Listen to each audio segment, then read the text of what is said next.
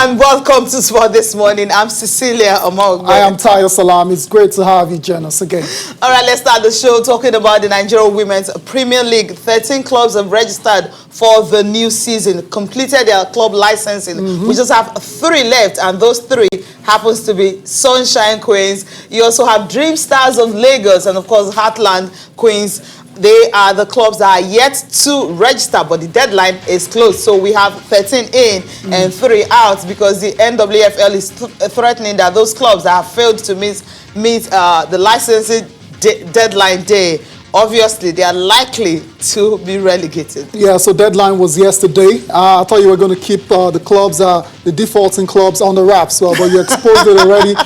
So stick with us. We're going to be letting you the 13 clubs that have beat the deadline day for the 2020-2021 NWFL Premiership season. Also on the show, we are looking forward to the National Sports Festival, but the organizers are still waiting on the PTF to give them the go-ahead, even though we have a tentative date already set for that competition. We are waiting and anticipating, and also the fact that will fans be attending, and there's so many things they need to sort out. So the organizers are waiting for PTF to get all the go-ahead on the National Sports Festival. Anxious wait indeed. We'll see how that pans out. So let's move on with the show. Champions League tonight, match day 4 is going to get us talking, and some big teams will be in action. Barcelona, Manchester United are some of the big clubs that will be in action. Also, Juventus is part of it. And the big news coming from Barcelona is the fact that Lionel Messi did not travel with the club, simply because what the coach is saying, he wants to manage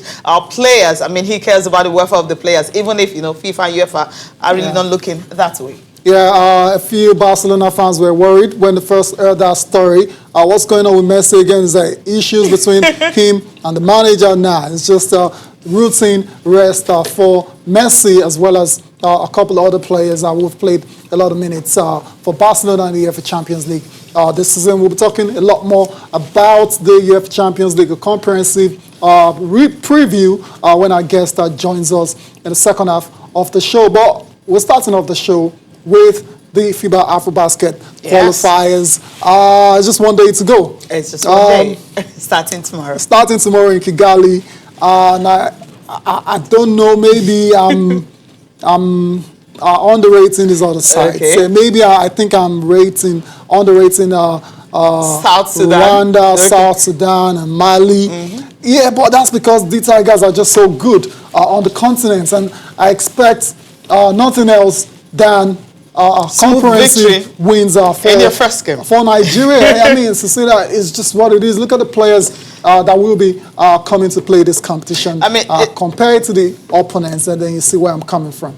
I get that. Maybe you can talk about South Sudan, Rwanda, but when it comes to Mali, we know they're also big, of course, in basketball. But that group is a group you look at and you know that, okay, the D-Tigers can definitely get something out. And yesterday we reported that the coach is already in Kigali, Rwanda, you know, waiting the players, and the players started arriving, you know, camp, just preparing for the game tomorrow. My worry, you know, as I will always say, is the fact that no time to come together and train. We know how hard and how difficult that can be. No matter how talented players are, you know, when you don't have time to train together, time to be together, it's always difficult for you to get your first, you know, starting five that will have that synergy to be able to, you know, play good basketball. Maybe individual brilliance might just be what we get Nigeria through this stage. That's what it is, Cecilia, individual brilliance, because our preparation is far from ideal for obvious reasons, and not a lot of time to prep for these qualifiers, and it's a team sport. You still need to play as a team. But, I mean, there's opportunity for individual you know, brilliance to shine through and perhaps help Nigeria to get that win. It would have been a lot more straightforward if the preparations was ideal, but it's not, so it might be a bit tricky. COVID season. But I expect Nigeria to still get the job done. They'll be playing their first game tomorrow. That's going to be against South Sudan, who are replacing Algeria, who pulled out of the competition. Then on Saturday, they'll take on Rwanda, while on Sunday it's going to be against Mali. All these games will be played at the Kigali Arena in Kigali. So, Cecilia, let the tip-off begin.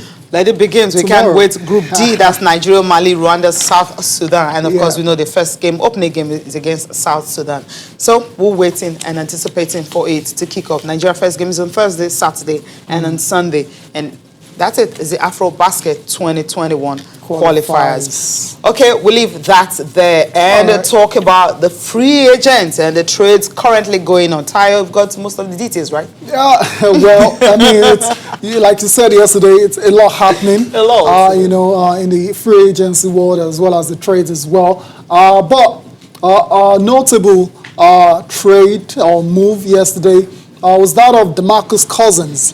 DeMarcus Cousins is, of course, left the LA Lakers and is going to where? Houston. Yeah, it's going to the Rockets. Incredible stuff, right? Why the guys in Rocket, the big boys in Rockets are trying to leave, and you have another big boy going over there? Yeah, I wouldn't say DeMarcus, I mean, is a big boy anymore. I mean, injuries have derailed his career. He used to be a former All-Star, but the last couple of seasons is coming off multiple injuries. So it's not exactly a big boy. Again, he is just looking for a place. But he's still there. I mean, he still has a name. Still got the name. Yeah, he's just looking for somewhere to play. That's why he's decided to sign a veteran minimum contract where he's going to play for the Houston Rockets. So we'll see, maybe that's enough to change the minds of Russell Westbrook and James Harden. To want to stay. To want to stay. We really can't tell. Well, it's still on. We'll wait and see. But I don't know. Is it big enough to really want to change it? I don't think so. Or is it because the general manager left that maybe Russell Westbrook and James Harden want to go out? Yeah, I think it's so many questions to ask. A lot. I think there's a bigger issue going on in Houston right now. Of course, you mentioned Daryl Morey leaving. I think that's just one of the reasons why James and Russell are thinking of going to another franchise. Anyways, I will continue to monitor that situation as soon as there's an update on James Harden or Russell Westbrook being traded. You get to know first on sports this morning. Another interesting trade or move, you want to put it, is Marc Gasol. Marc Gasol going back to the Lakers. Finally, we mentioned it yesterday, and of course, it's official now. Our team that drafted him and initially he didn't really traded his rights for his brother, and now he's going back to the team after his brother has left the team. Wow, that's talk about coming going full circle. So Marc Gasol on his way to the LA Lakers is a 2-year deal, and of course we know Marc Gasol still a very decent center, even though he's getting on the beat in age. And lastly, still on the Lakers, Markieff Morris. I was shocked when I saw that too. It's not a shock. I mean, it was there last season. So I was thinking maybe he was gonna go where? Where will he go to? Where do you want to go? Yeah, that's it. Just stay with the winners, right? With the winners, and you're in LA for crying out loud. So where's the best place to be at? It's LA. LA, so not surprised. Except you have to cross over to Clippers. To where? To the Clippers. Okay. Where he has his brother already. So you just have the twins. So you try to recognize both the men. Identical twins. They're so identical. So I think it's better. So they keep playing against each other, which is really better. All right then. So that's it for the NBA for now. Let's leave that for now. Yeah, more would definitely come. Free agency coming fast and thick. All the time. Okay, let's come home now to Nigeria, and of course going to Edo State, where the deputy governor is actually, asking the PTF. They said, do the right thing. You've been doing all you can, and been doing a whole lot of stuff, concerning the COVID-19 and all that we have to start paying benefit or compensation to players because of the time they were at home, they were not playing and all. So if compensation, or rather, money were given to some businesses and all that. So athletes should be involved. Should not be left out. That's what he's saying ahead of the National Sports Festival. Well, let's just, hear him talk. Put words in his mouth. Yeah.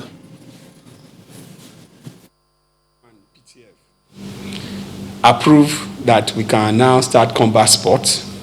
The same PTF approved that the NYC orientation camps should be open. The same PTF approved that churches, mosques, we can all go to mosques, we can all go to churches. All the marketplaces are open. And you say we should not still have our people gathered. Now, this is sport. Sport is such that we can control the crowd that comes to the stadium. We have facility to to say, okay, a stadium that can take 15,000, we can bring 2,000, 3,000 people, and they'll be spaced. You understand? So you can, if you look at some approval that PTA have given, and you just oppose it with certain other thing, you discover that there's gap, and those gaps are the one giving me that feeling that they just want to be there to be relevant. So as far as I'm concerned, the sport is one game that has continually united Nigeria. PTA should be sensitive to the mood of the nation. They should, in as far as I don't want them to compromise our health, they should also be sensitive to the mood of the nation. Our young men and women want to be engaged. You are blaming Super Eagles for playing 4-4 and going to draw in Sierra Leone. Why wouldn't they play 4-4? Why wouldn't they draw in Sierra Leone when you are not developing your own sport? I am not too excited that we are just hanging in the air waiting for PTF for approval. You cancel Edo 2020 2 days to the tournament after giving us approval that the tournament will not be postponed. Fine. We need to be we need to take care of our health, and we agree, but it must not go without a cost. And since then, all football teams have been at home, all sporting activity have been at standstill. Those people must earn a living. So PTF should also calculate that in their own program to send various clubs a stimulus package to be able to augment those idle time that they didn't work, because those people are eating, they are feeding. That is what is done elsewhere. So if we are copying America and copying Europe, we should copy them in full. We should not copy them in one way to wear masks and not copy them in the other way or stimulus package. It has to be holistic. Okay, holistic approach, that's what he's talking about there, talking about, trying as much as possible, what PTF, whatever they're doing, do it well. The health and safety is important, but he understands what is at stake, and of course he wants PTF to do the right thing and ensure that, these athletes get their compensation. Okay. Interesting. And still staying with him, right? We're still staying with him when he's talking about, bringing fans back to the stadium. I mean, we know... Okay, we had just two from him. I mean, the first one talked about compensation. Fans. The other one talked about bring back fans Yeah. to the stadium and all that. Yeah. I mean, we just have to wait. The PTF so far still, prohibiting mass gathering for fans and all. So we just have to wait and see. I'm sure they're monitoring the situation very well in terms of the COVID pandemic and all of that. As soon as they get all clear, I think fans will be allowed to go back to the stadium. Let's leave the National Sport Festival now. Let's talk about table tennis, the oldest sporting competition, table tennis competition in Nigeria, the AfroBasket table tennis tournament is going to kick off on November 30th. It's the 52nd edition. Which is fantastic. Tennis, we've seen tennis, table tennis return across the world, and after the COVID, it's a non-contact sports really. So one of the first sports to return, and so it's good to see that the AfroBasket table tennis competition as well too is going to hold on November the 30th. 52nd edition. It's going to be organized in line with COVID-19 protocols. You still got to follow all of those things laid down by the Lagos State Sports Commission, with players competing for honors in men and women's singles events. And of course, they will just limit the events to just 2 this year due to the COVID-19 pandemic. So what we're hoping that all the Nigerian athletes that will be taking part will get something, to take out. It's the 52nd edition. I mean, this tournament has been running since 1968. Okay, we have David Fayele and Bosse Odusoya are the ones that are, defending champions, and they retained the title in 2019. So hopefully they can also, defend it. Good, fantastic news for table tennis players in Nigeria. Yeah, so they have something to compete for the majority of the year. So congratulations. So this one is going ahead. It's a big one. Okay. All right then. Table tennis to tennis. Yeah, lawn tennis. Okay, we're talking about who? This morning, talking about Dominic Thiem. We're talking about the future. We're talking about the future, now. yeah. Okay, not the now. The now. Yeah, that's what they are. That's what they're claiming. Is it the future or the now? We're talking about the now. So which one are you going to pick? The now. Because they're already here. They're here. That's and what they're saying. Grand Slam already. That's what they're saying. So these guys are saying, look, Djokovic and Rafael Nadal, they were in this tournament. Yeah. And of course, they got crash out. We won it. So we won it. And at the end of it, you have two futures, the ones used to call the future of tennis, playing in the finals, where you had Djokovic and Rafael Nadal. And with that, they're saying, look, we're here and we've come to stay. Let's just listen to Dominic Thiem talking about, what they intend to do to actually, dislodge the old guard. That's what they want to do. They're ready to do just that. Well, that's it right there, talking about Dominic Thiem, just trying as much as possible how they can, continue to lead the pack. Yeah, the next gen, stop calling them the next gen, they're here. They're doing a very good job of it. So you have to say Medvedev, Thiem, what's that again? Tsitsipas, Zverev as well. Yeah, they can add into him, Okay. They have to stay. So 2021 will be very, very interesting. Very interesting. We'll start with the Australian Open. We'll see what's going to happen in that one. Yep. All right, that's if it's going to hold the time it's supposed to hold. We need to go on the break now. We'll come back. We'll talk about the Champions League and also what's happening in the Women's League and the teams are in and the ones that could be out when the new season starts. Welcome back. Time to talk about the Nigerian Women's Football League. We'll be focusing on the Premier League, of course. That's the one that they said all the clubs must be registered. All the clubs must have the requirements, licensing and all. They're talking about having coaches, not just the kind of coaches you're going to be having at, licensed coaches. And also, not just that, registered with CAC, having medical records of all the players and all that, and doing medicals and everything. I mean, it's a whole lot. But we have 13 clubs that have been able to meet that deadline, Tayo. Yeah, so the compliant clubs, you're seeing them right there. FC Robo, Nasarawa Amazons, Edo Queens, Oshu Babes, Bayelsa Queens, Royal Queens, they're there as well too. Abia Angels, others are Rivers Angels, Delta Queens, Pelican Stars, Adamawa Queens, Confluence Queens, and Ibom Angels. So that's the 13 clubs that met the deadline day to be licensed. And you have the defaulting clubs, 3 of them, Sunshine Queens, Heartland Queens, and Dream Stars Ladies. Cecilia. One of them is privately owned, and the other 2 are owned by Ondo. And of course, where is Heartland Abia? Okay. These are the ones. So what's going to happen to these clubs now? Because they've obviously failed to meet the deadline, which was yesterday.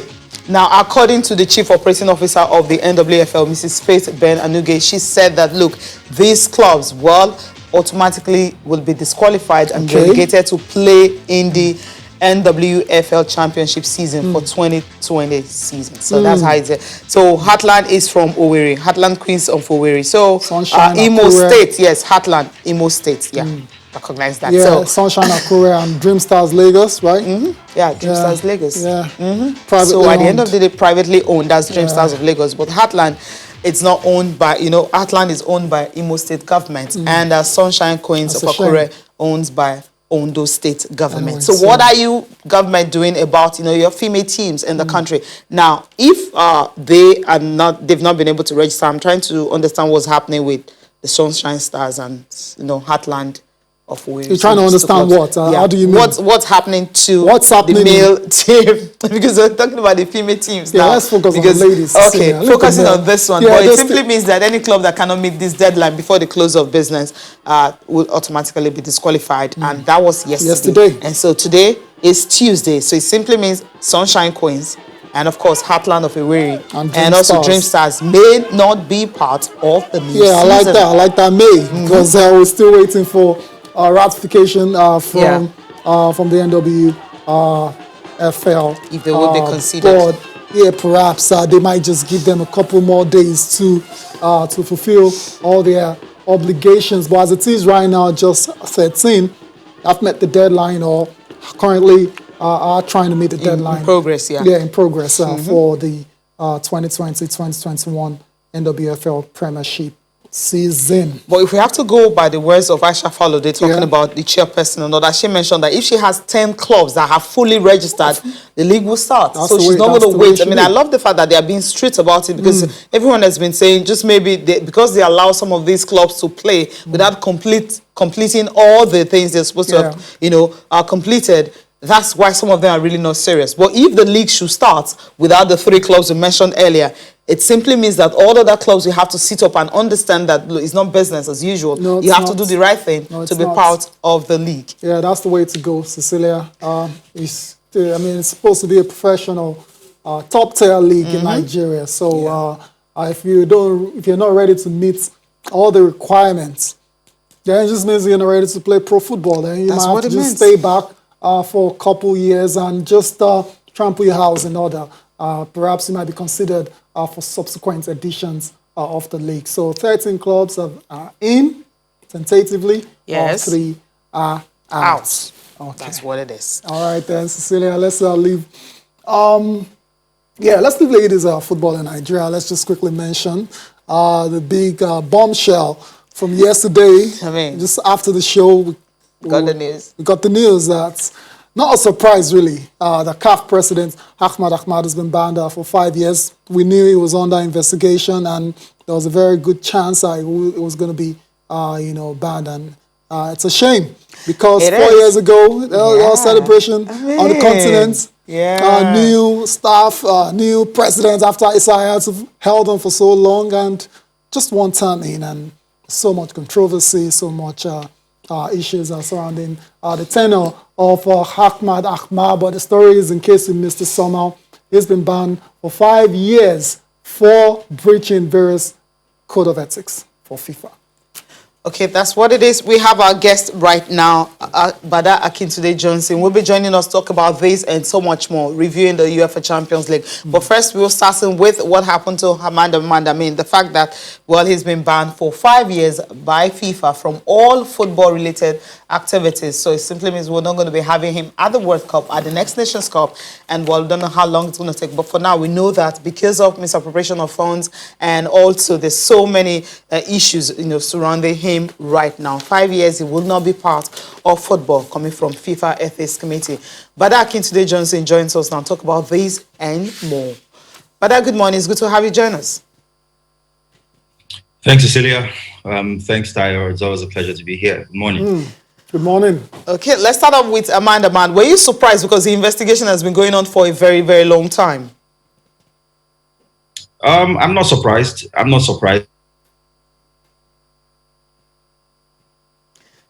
Okay, I think we're having a little bit of difficulty hearing, from him. But we'll get back to Bada soon, later, about this all issues. Yeah. Okay, he's back on now. Bada, okay, continue. Yeah, so I was saying that once the ethics committee starts to investigate any hopes that it go in any other way than this, this guy has only come on, as you said, in the last few years, and a lot of hope that for once haven't broken away from the stronghold of Issa Hayatou. We're going to have a progressive run our football. But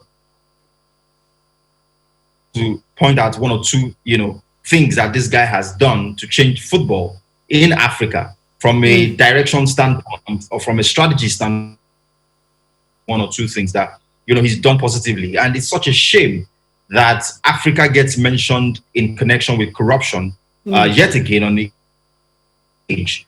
This guy has been, by the ethics committee, it must be said, found guilty of contravening articles 15, 20, and 25 of the FIFA ethics code. One of which is just very, very embarrassing, in which case he was said to have awarded a contract for the last Africa Cup of Nations to a company that prior was, known all over France to only be involved in the supply of gym equipment. And, the details of the wrongdoing are so messy and so typical of African, office holders. It's embarrassing. It's a shame.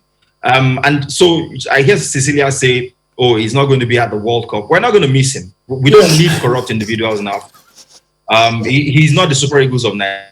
He's not the Indomitable Lions of Cameroon. We won't even notice that he's not there. I think that the most important thing that this signifies is that his bid to for a second term has all but ended.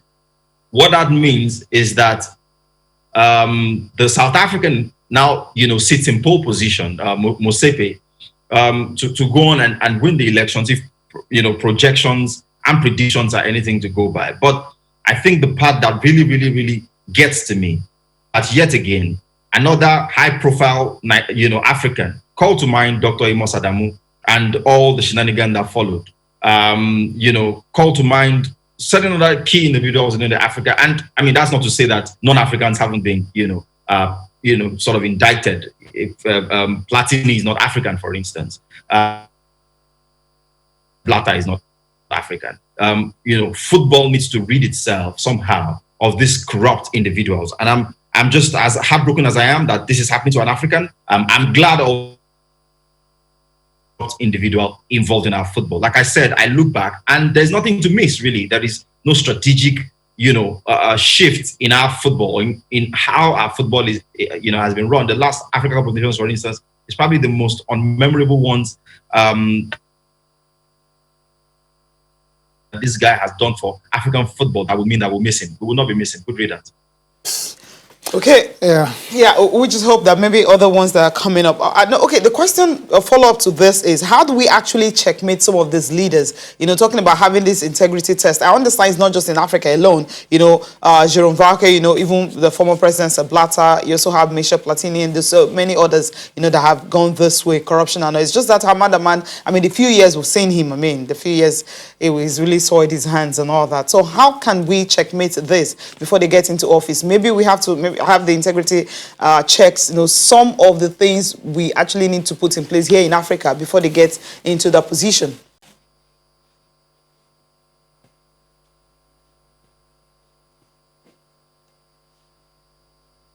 Okay, I think we can't hear Bada right now. Maybe we'll have to leave the CAF and quickly go to the Champions League, right? Yeah, we'll leave the CAF issue for now. We're hearing Constance Omari, who's now, who's been deputizing as a CAF president while Ahmad recovered from COVID. He's going to have his tenure now extended. So until the election in March. Until the election, where Bada has just said Patrice Motsepe is now looking like the front runner for that particular position, the number one position in football in Africa. That's it for the CAF presidency issue. Let's go to the UEFA Champions League match day 4. Tonight, some very interesting games. Teams looking to seal qualification for the round of 16. Like Barcelona, for example, all they need is to get a win in Kiev, and they will be through to the knockout stage. There's also the likes of Manchester United. United will be looking for a big response after losing, surprisingly, in Istanbul. Cecilia, that loss was quite embarrassing for United, but now they return to Old Trafford, where they'll be looking to get all 3 points. Match day 4 fixtures right there. Group E, Krasnodar will take on Sevilla, while Rennes will take on Chelsea. In Group F is Dortmund versus Club Brugge, while Zenit are going to Rome to face Lazio.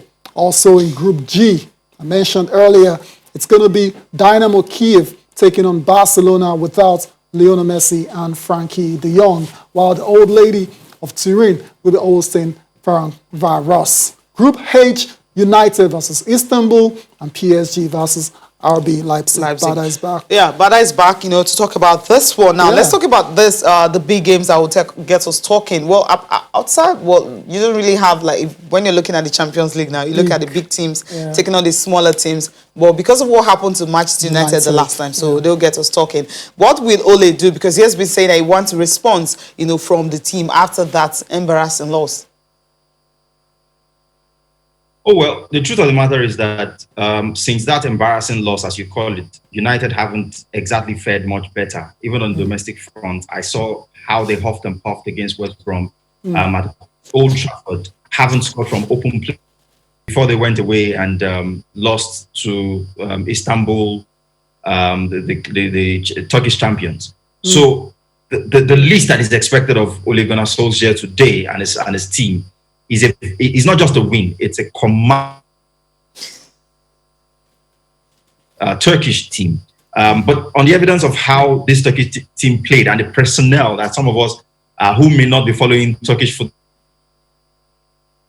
they have a very, very strong team, which United will have to play very well against to beat. So I think that United have their work cut out.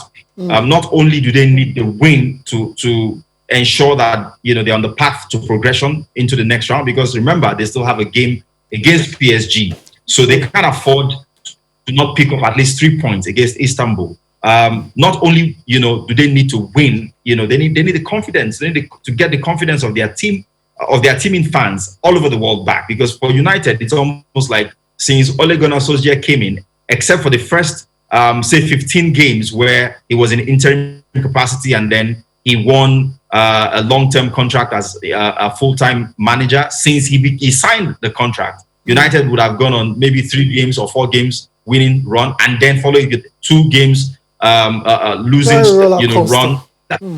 Yeah, it's been up and down, up and down. So what United needs is a consistency. And for me, the man in the picture, Edison Cavani, has some of the solutions that United are looking for. I don't think Anthony Martial, for all the good work he's done in the central position, I don't think he's clinical enough. I was watching him play for France over those UEFA Nations League games, and I saw how time and again he frittered chances that a natural finisher would have buried. Yeah, I mean, so you can't build a solid, top team around a man who you can't trust will bury chances when they arrive. So I think in Edison Cavani, they have a cold-blooded, experienced, lethal finisher who just needs to sort of, get used to his new environment. And the only way he can do that is when you play him consistently. So I think that Ole Gunnar Solskjaer has got to give Cavani a run of games in the team and let him help the team. United do create chances in wide areas. They've got, quality. Rashford playing down the left.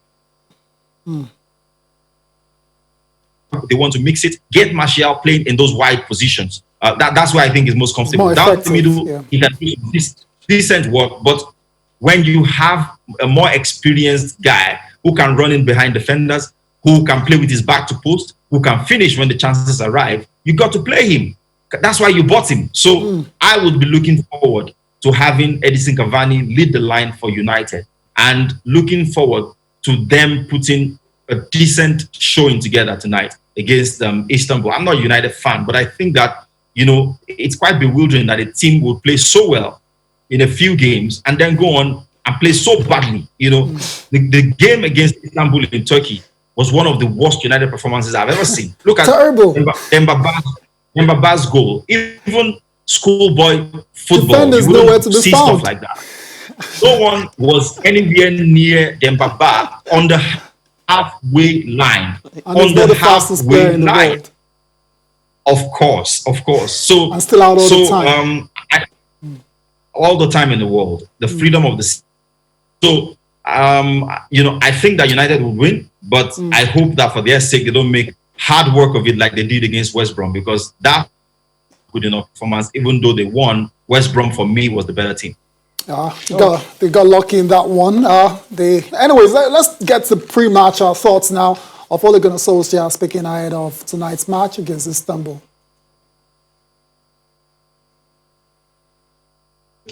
The Turkish champion, that's going to be a difficult game anyway. We have experienced that at Man United a few times before, so nothing unexpected there. But the level of concentration needs to be better. We know that the 2 goals we conceded on bad breakaways and counter-attacks, and 1 or 2 other moments as well, we caused our own problems with our organisation when we had the ball. So we need to be more patient in our approach, not patient in our approach, but more disciplined in our positioning, because any little lack of concentration and they're off and running. And the first goal obviously was the worst goal to concede. The second goal as well was a counter-attack. So and then we've looked at the game and looked at other ways that we should break him down, of course. Ole Gunnar Solskjaer wants in his side to give a big response tonight against Istanbul, and that response can only be a win. 3 points, nothing less. Anyways, so let's move on from United and let's talk about Chelsea. Will also be in action later tonight. They take on Rennes. Bada, Chelsea, great run of form in the last few weeks, unbeaten. They're not conceding goals, and you have to say it's not coincidence that Mendy is in goal and Silva is starting to settle in his new environment. Yeah, as I was saying about Cavani, that's what top players need to do. Just some time to bed in. We saw him against West Brom in his first game. He made a mistake. I could have shattered his confidence. But as they say, form is temporary, class is permanent. And he continued to show the quality alongside Kotzuma. At the beginning of the season, Chelsea were quite fragile in defense. They were conceding goals. Considered 3 against West Brom. That was telling. But they've since fixed up, and they've gone into double-digit games now without losing, scoring goals with reckless abandon. Timo Werner is in fantastic form now. Frank Lampard knows to play him wide because of his pace and play Tammy Abraham down the middle, like we saw against Newcastle over the weekend. Chelsea is a team in form and in full confidence at the moment, and this Rennes team doesn't just have the quality to cope with them at the moment. And I think what excites me the most, of course, the young team, that Frank Lampard has got is their strength in depth. They seem to have so much quality especially in the attacking areas, where without Christian Pulisic, even Hakim Ziyech wasn't available for the big start of the season. They still have so much quality. Olivier Giroud can't even get games. So that tells you that this Chelsea team should be looked at very seriously, not only as contenders in the domestic league, but a team that can go far in this season's UEFA Champions League. So I think they're going to blitz runs. I think they're going to win quite comfortably. Frank Lampard's team is beginning to look like what Roman Abramovich had always wanted. A team that plays free-flowing football, a team that is on the front foot for the most part, a team that is exciting. It's not there at 100% yet, but what Frank Lampard is doing is beginning to come together quite nicely. Of course, after this game, they play Spurs in the domestic league, and that probably would be the stiffest test, rather, and the biggest opportunity for us to assess the progress of the project that Frank Lampard is leading at the Stamford Bridge. Interesting. First versus second on Sunday in the English Premier League, but that's going to be put on hold just for now while Chelsea focus on taking on Rennes. We need to go on a break now. When we come back, we'll be looking at what's going on in Barcelona. Messi is not going to be playing tonight against Kiev, and coach Ronald Koeman has the explanation. Welcome back. Okay, we still have Badaki today, Johnson, on the show talking about the UEFA Champions League. And of course, let's listen to Ronald Koeman talking about Messi. And after that, we'll get his reaction on how players are being overworked and the fact that managers will just have to do what they can to try and protect their players. Yeah, sports on there. Bada, what do you think about Ronald Koeman? He's joining other coaches that have been complaining about the kind of numbers of games they have to play. The FIFA and UEFA needs to look into that so that players' welfare will be paramount. Must be frustrating being a football manager at this period in time. I feel for them. I can empathize. Unfortunately, COVID-19 hasn't exactly helped in the way that the calendar was disrupted, and now we're having to make up for those lost ground somehow. But these players are human, and to overload them with this many games and travel just means that they're going to break down, and a lot of them are breaking down. And Barcelona is one of the worst hit. They've lost their jewel, their young Spanish jewel, Ansu Fati, to a long-term injury. They've lost Gerard Piqué to a long-term injury. They've got Coutinho, who's been out a few weeks now. They have, players who have been down to long-term injuries even before the season. Dembele and Umtiti, cases in point. So you look around a team that is struggling for consistency and cohesion, and you still have to deal with this spate of injuries. Not to talk of the inevitable suspensions that you. It's really okay. players are, united. Yeah, why they are all united in saying, this is brutal. This is this is too much for the players. Pep Guardiola and Jurgen Klopp. Yeah. But what about if you look at it from the angle of it's a squad game these days? You have 24, 25 players in a squad. Is it not the time to now try and use as many players as possible? Of course, I know there'll be a drop in quality, but that's the situation you found yourself in. Well, theoretically or hypothetically, that's the sensible or reasonable thing to do. But as you quite rightly said, football is a performance game. If you change or tweak the team and the team loses, the fans are not going to make excuses for you and say, oh, the reason you lost is because certain players weren't playing. So it's a high pressure situation or profession where these managers always want to have their best legs on the field of play at any point in time. So yes, they know that they've got the squad to work with, but sometimes you look at other members of the squad, they are young players. In the case of Koeman now, you have Trincao that I'm not sure has played up to 20 games for club and country put together. That's the man that you're going to be having to trust in the absence of Lionel Messi. That's a big gamble, especially if you go to Fenerbahce, a Hungarian team, and you get beaten. The Spanish press, the fans of FC Barcelona are not going to make excuses for you and say, oh, it's because you rested Messi and you rested Frankie de Jong. That's why you lost. So, and for a man who has lost the club president that brought him in, Bartomeu, his own future hangs in the balance. True.